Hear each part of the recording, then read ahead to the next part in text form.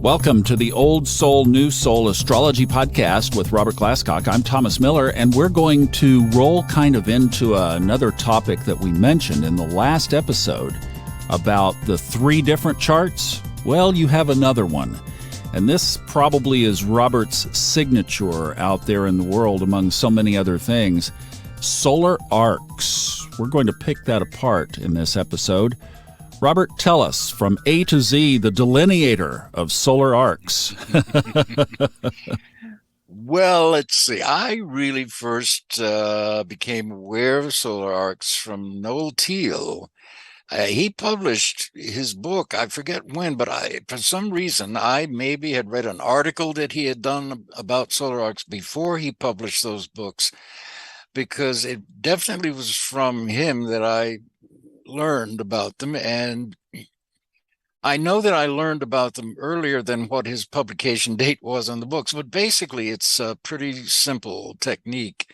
To find your solar arc sun, for example, you simply subtract your birth sun from the progressed sun, and you will get an arc that roughly corresponds to the age that you are, although the sun's apparent motion varies a little bit during the years, so a true solar arc may or may not be exactly 1 degree per year. Usually isn't. It'll be 1 degree in some minutes or slightly less. But once you've identified that solar arc, then you simply add it to every planet and point in the birth chart, the ascendant, the midheaven, all the planets, to get your solar arc chart.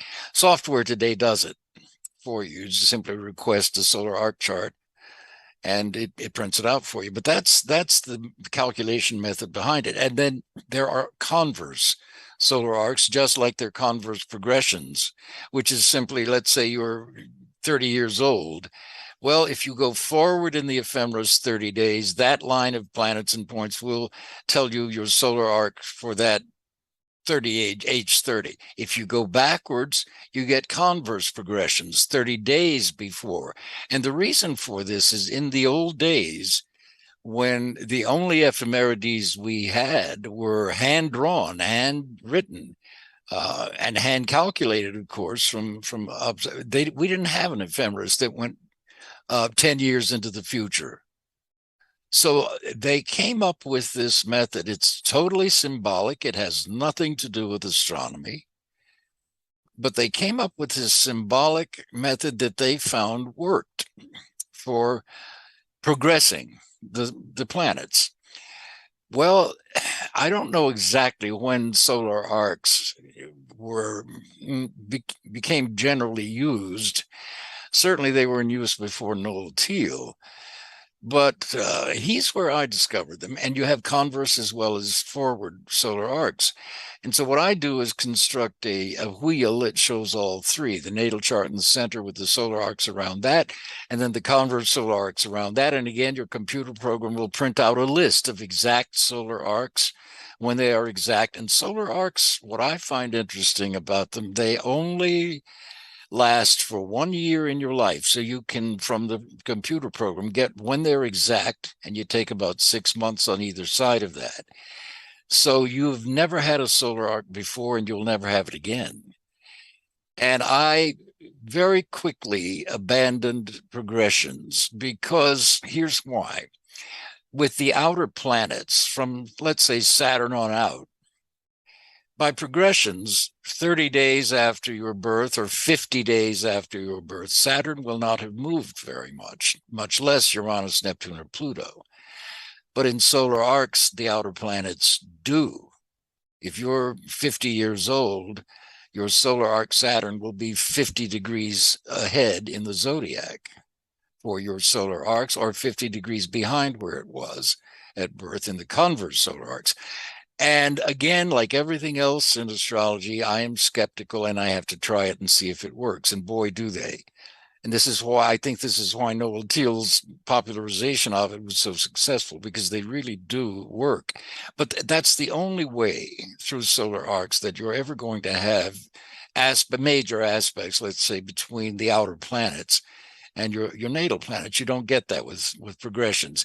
I don't even use the progressed moon anymore. I used to. I just don't get anything from progressions that I don't already get from solar arcs. So why bother? It's not that they're wrong. It's just that they're, for me, redundant. I get far more from solar arcs than I ever did from progressions. So ultimately, why take the time? So I don't know if that's explanation enough. That's the simple way to explain how they're derived. Is this making any sense to you? I think what might be a little bit confusing for people, first of all, terminology. You mentioned converse. That simply means that it can go backwards as well. Right. I had somebody ask one time, actually, let's park on that topic for a second, because I had somebody ask one time, but wait a minute, isn't this progressing your life forward? Then why are we looking backward? All right. I think of the birth as dropping a pebble into a pond, and the ripples go out in all directions from that. So if you even accept the idea of progressions or solar arcs going forward, you must also realize that they ripple backwards as well from being dropped into physical reality at the moment of your birth. And that's the only quote unquote explanation. I think people get hung up on the idea that, well, going forward in the ephemeris to get progressions, that makes sense. But why would I go backward? Because you can't go back in time in that sense. And I think that's a kind of misunderstanding of what those things reflect. It's simply this idea that you are born at a particular moment in time and space, and that birth, through the symbology of astrology anyway, has symbolic only, symbolic representation by the progressions or the solar arcs, both forward and converse, just like the ripples in a pond. And by the way, the only astronomical technique that we use in astrology is transits. There are two scientific parts of astrology. The first one is erecting the birth horoscope, which frankly is very crude and very primitive mandala for four-dimensional space-time. But it's very effective. We're trying on a two-dimensional plane and a wheel to illustrate a snapshot of the solar system from Earth's perspective, which is why I do not use sidereal. Sidereal is based on constellations and not signs, and there's a difference that I don't want to go into. We can, but anyway, the idea that when you're born, these progressions, which is a symbolic technique, or solar arcs, another symbolic technique, none of those have anything to do with astronomy. Transits do have. Transits are published in the ephemerides from Jet Propulsion Laboratory. That's where they're calculated. So those are actually the astronomical positions of the planets today in relation to the astronomical positions in your birth chart. And as far as science goes, astronomy goes, that's it. All these other techniques are symbolic, but through experience, we find that, in fact, they do work, and they really do. And you can only prove it by trying it yourself. I'm the kind of man who doesn't take things necessarily at face value. I love to learn. I love new things, but I want to try them out to see if they really work. I don't just blindly accept things as being true. So that's why I use them, because they are so practical, and they also show you things in your life that you would never get in any other technique, and especially since solar arcs are only once in a lifetime. If you have Venus in the 10th and your solar arc Jupiter conjoins Venus in the 10th house this one and only year of your life, all you have to do is go back and look at what happened, or what you can anticipate. So I find solar arcs to be the, second to transits, the most useful technique that there is. Okay, the other thing I'd like to just clarify, when you say subtract the progressed sun from the natal sun, could you paint a word picture of what that looks like? And then, as you say, that arc, the distance between the two, gets a little foggy and in terminology. So let's really paint a picture, kind of like the old baseball announcers used to do when they were really reading the game on a teletype. Make it come alive for us. All right, well, let's say your birth sun then is at 0 Aries. Well, if you look in the ephemeris for your progressed sun for age 30, you would be looking 30 days ahead of 0 Aries in the ephemeris, and that would be 0 Taurus. So there is your progressed sun. Your progressed sun in this situation would ingress into Taurus at age 30. That also becomes your solar arc when you subtract your birth sun from your progressed sun. So your progressed sun is at 30 degrees or 0 Taurus minus your birth sun at 0 Aries or 0 degrees. So that would give you a solar arc of 30 degrees at age 30. And then you would add that 30-degree solar arc to every planet and point in your birth chart, and that would give you your solar arc chart. Conversely, if you want to know your converse solar arc, you take your converse progressed sun. In this illustration, you've got the birth sun at 0 Aries. So 30 days before that, it was at 0 Pisces, and that is your converse progressed sun for age 30. And then you would subtract your birth sun from the converse, and that will give you the same 30-degree solar arc. So the computer programs take care of this for you, but that's how they are derived. Okay, I think that's a much clearer explanation, and then that applies to every point in the chart. Exactly. I want to go back to the converse point again, because I really did. I had somebody in a very sincere and almost a little bit sarcastic way, but I think it is a sincere question. Why are we looking backwards? Now, this is going to get in the woods and the weeds, and I know this is not your area, but in human design, you go back 80 or 88 days, and there's a very specific point where that's your subconscious imprint for your life. So I just wonder, and I know this is speculative, but I wonder if because the converse going backwards works equally, and that's the other question people ask, is it equal or is one preferred over the other? They work equally. Maybe that converse is showing us some things from the past. I mean, could that be a relevant point? Not really. There are different ways to show things from the past than using converse progressions. I think the big misunderstanding is people are trying to think scientifically, and these are symbolic directions. That's why they are called symbolic directions. They have nothing to do with astronomy. These are astrologers' constructions to try and make predictions from a lack of astronomical knowledge, which they didn't have in those days, and they didn't have ephemerides that stretch forever. So I think when people hear, what do you mean go back 30 days before you were born to get your converse progressions? They're thinking the planets don't go backwards. They're thinking scientifically. Astronomically, they keep orbiting in their cycles forward. They don't go backwards. What they're missing is that solar arcs and progressions have zero to do with astronomy. They are totally symbolic. If you accept that progressions are valid or solar arcs are valid, and the only way you can accept whether they are or not is to try them and find out. But if you accept that forward progressions work, then it's totally symbolic. It's got nothing to do with astronomy. The same is true for converse progression. So truly, the origins of these things were in the attempt, due to lack of ephemerides, to be able to make predictions and projections. That's where they came from. You know, I asked you in the last episode if you do the three charts the natal chart, the other two, the solar chart and the natural wheel in readings. You said that you didn't. Do you do solar arcs in readings? Constantly, always. I'm glad to hear that because something really stuck with me. In fact, this was a big deal.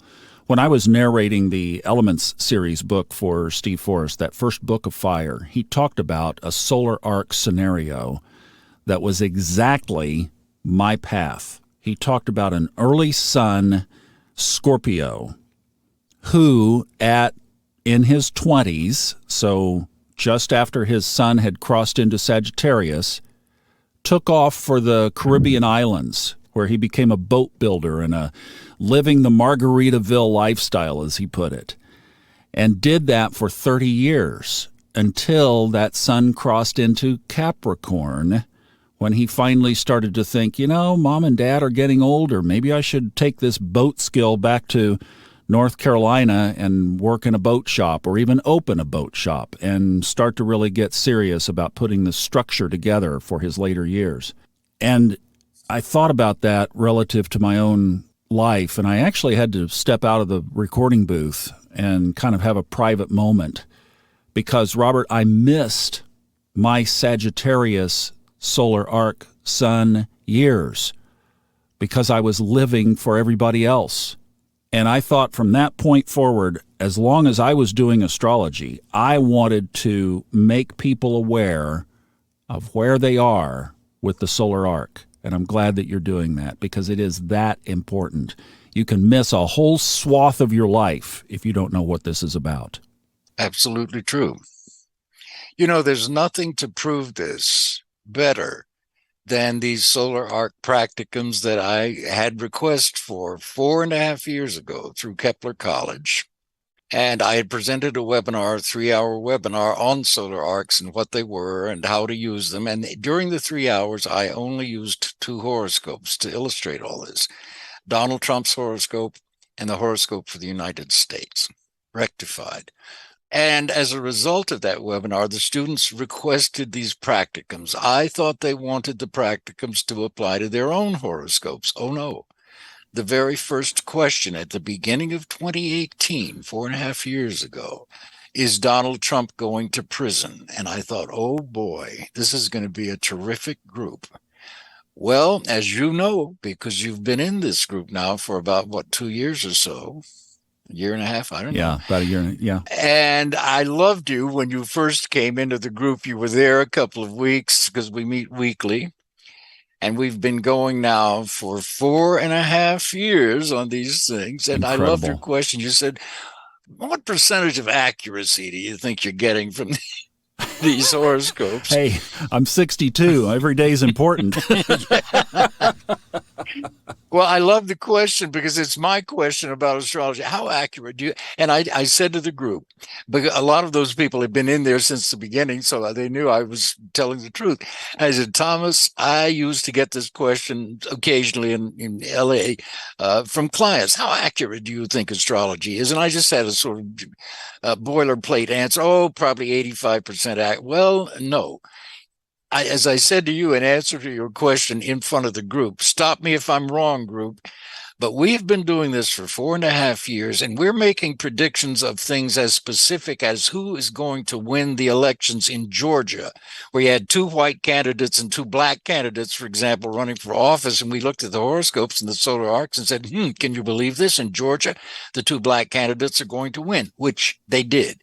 We predicted that Biden would win, which he did, using solar arcs. And I said to you in front of the group, I am guessing that our accuracy to this point is between 95 and 97% accurate. And that's true. It's been amazing. Yeah, so it truly is amazing. That's the only way to validate this stuff.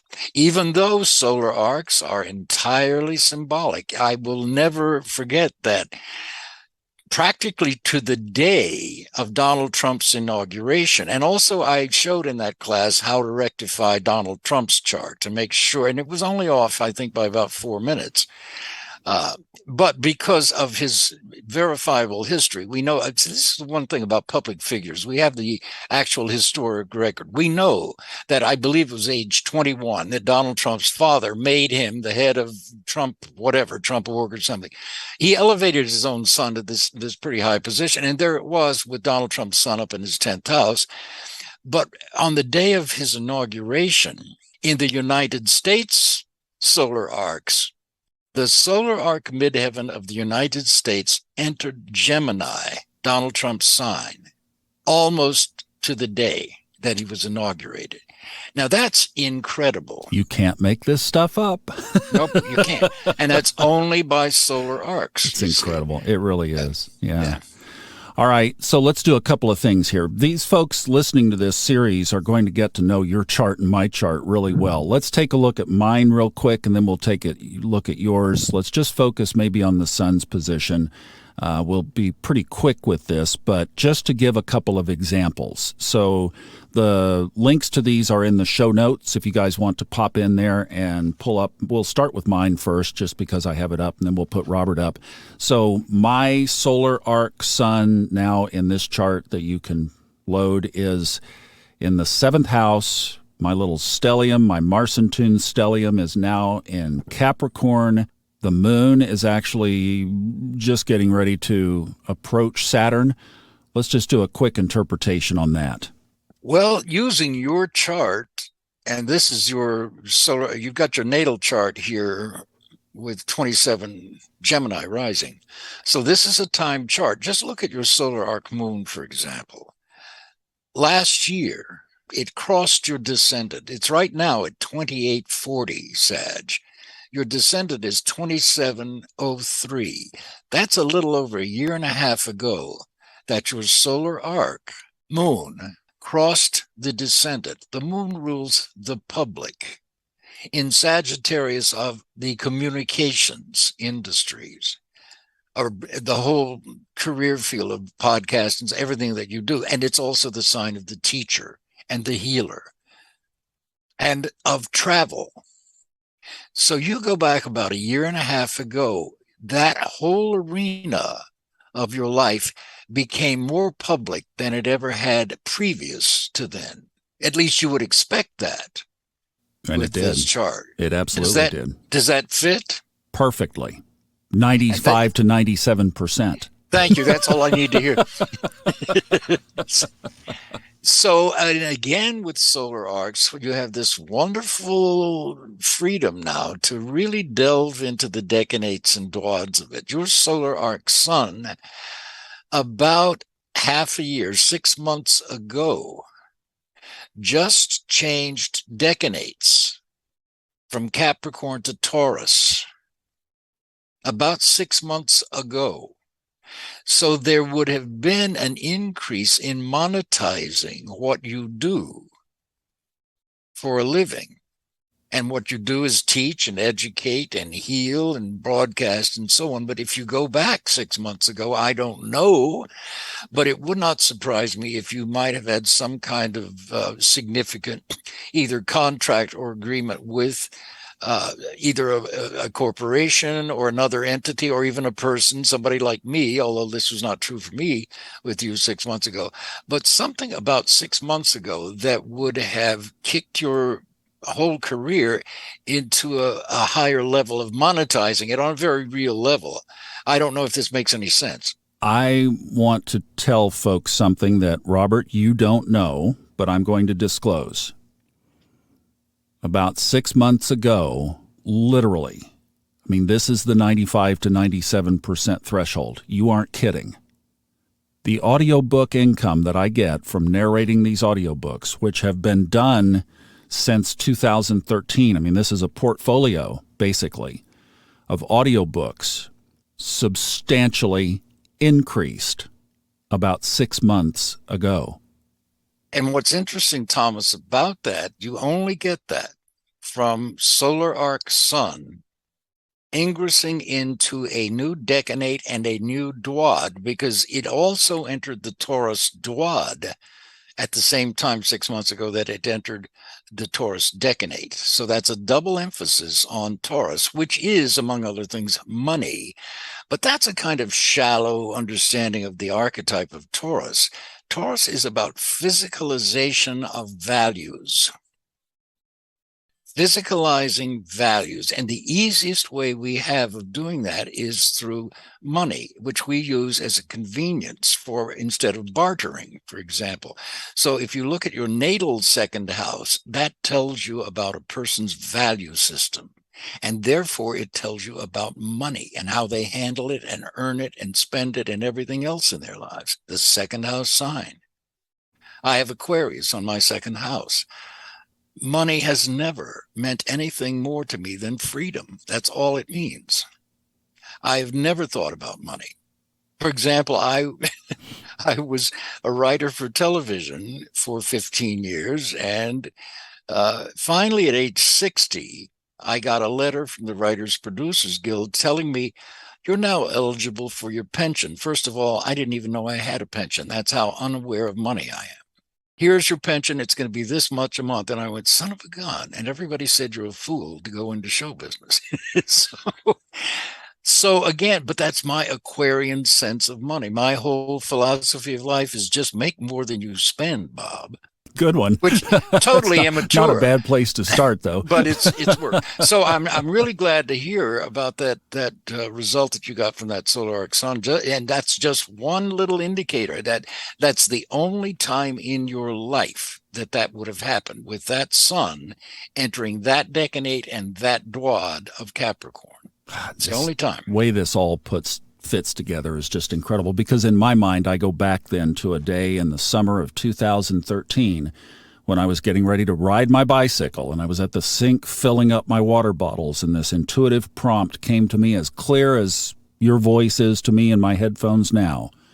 Email Fred Dodson about narrating his audiobooks, and that moment changed my entire life.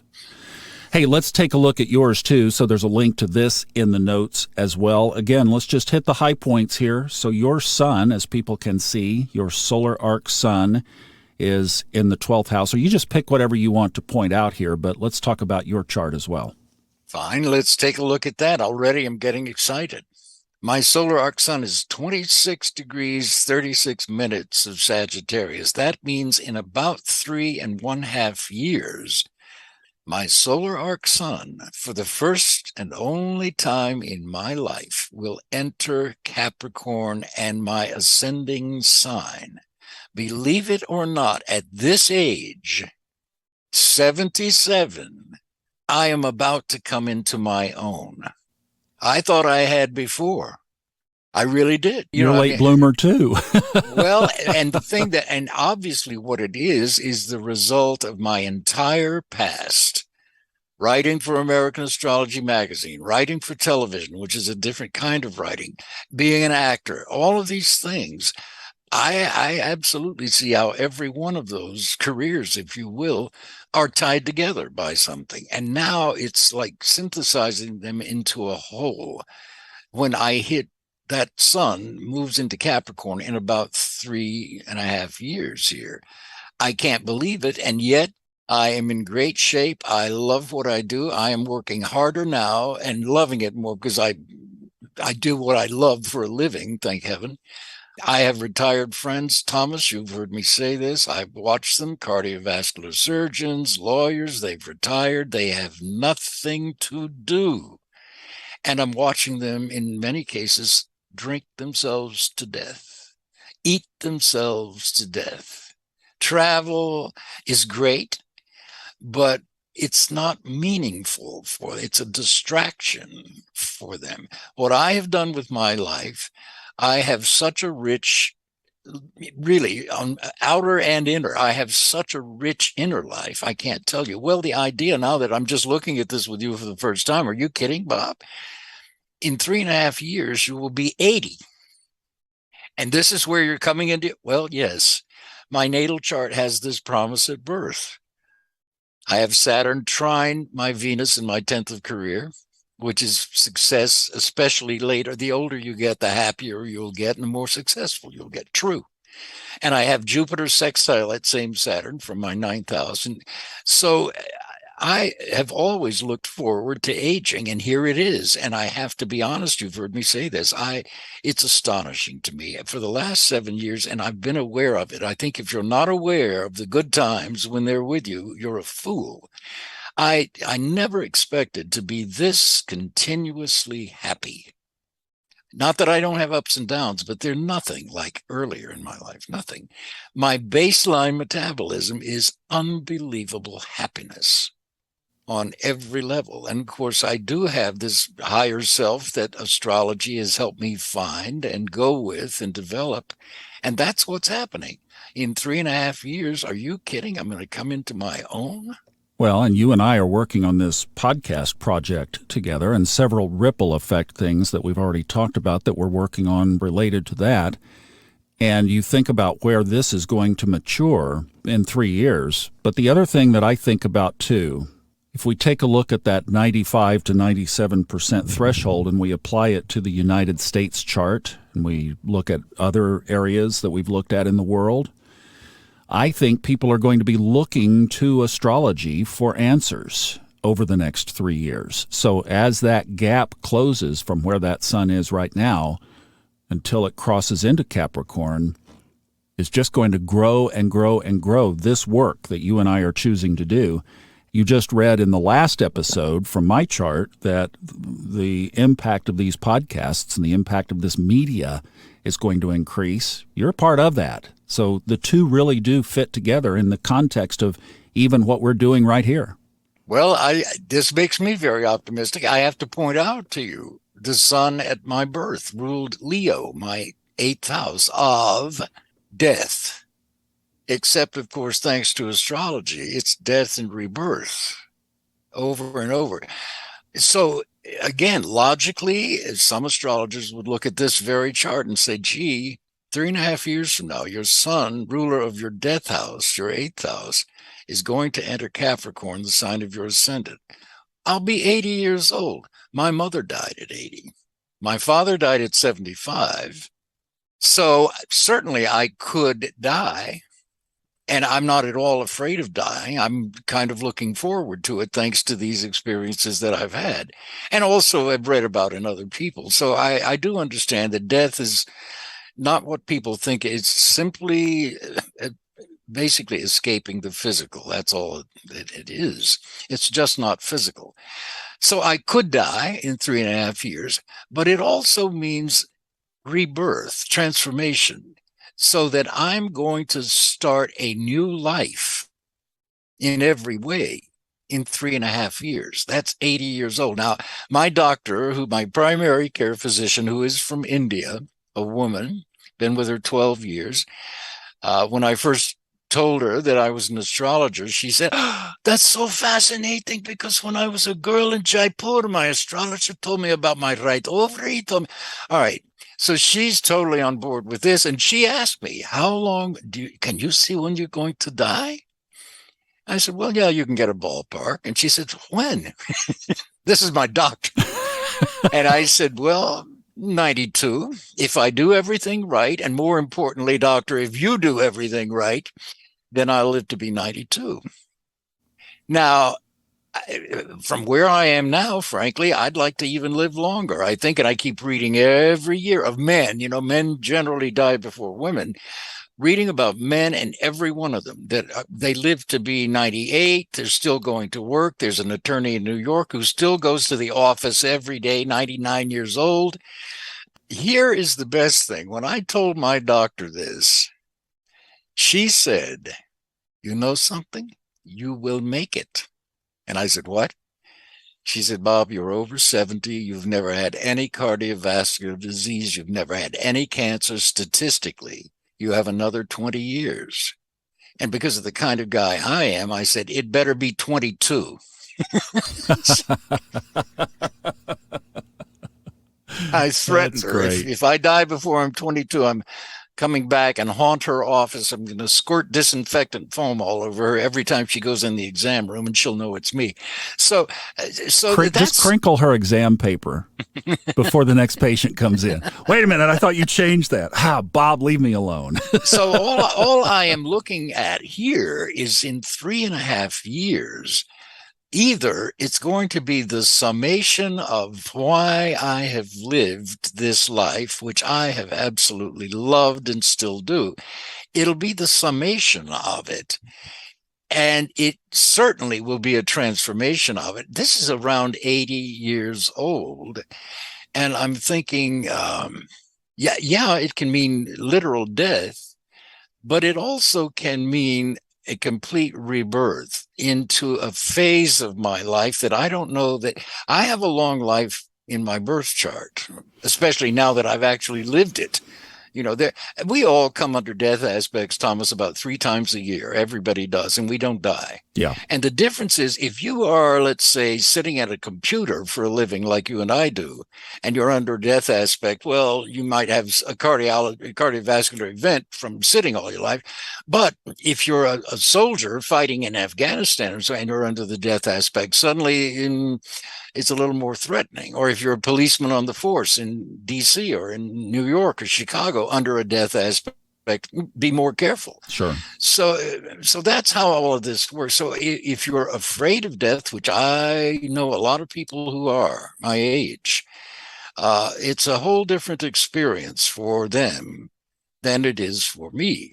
Or one of my favorite, I'm not going to describe this, but Steve Jobs, when he died of pancreatic cancer in the hospital, his sister was at his bedside holding his hand, and she wrote an article for Esquire magazine describing his death, and it was just beautiful. He closed his eyes, and she could feel his grip, and he said, "Oh, wow." Who knows what he was seeing? And then she said she felt his grip loosen. And he said it again a second time. He just said, "Oh, wow." And finally, he whispered it a third time, and his grip just slowly faded out.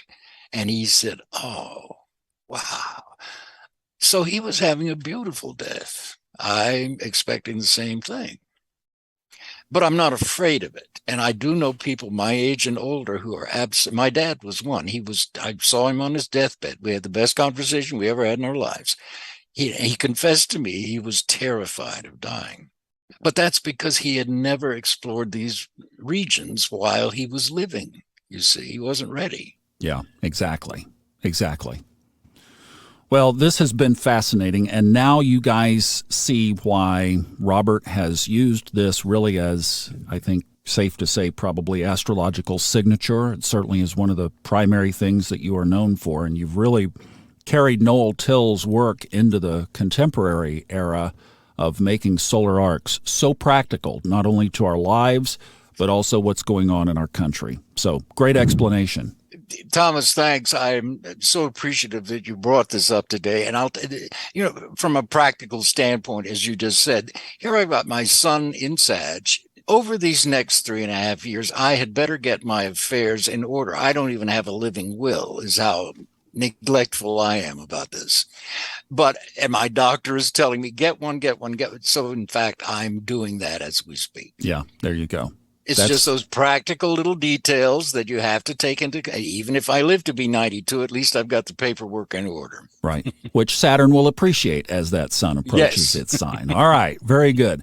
Well, if you'd like to know more about your own life in this context, as Robert mentioned, this is part of all the readings that he does, and you can contact him through the link that you will see in the show notes. Also, the Discord channel that we have to continue this conversation, led by Kristen Lawhead, is also there as well. Thank you so much for listening. We'll see you next time on the Old Soul, New Soul Astrology Podcast with Robert Glasscock.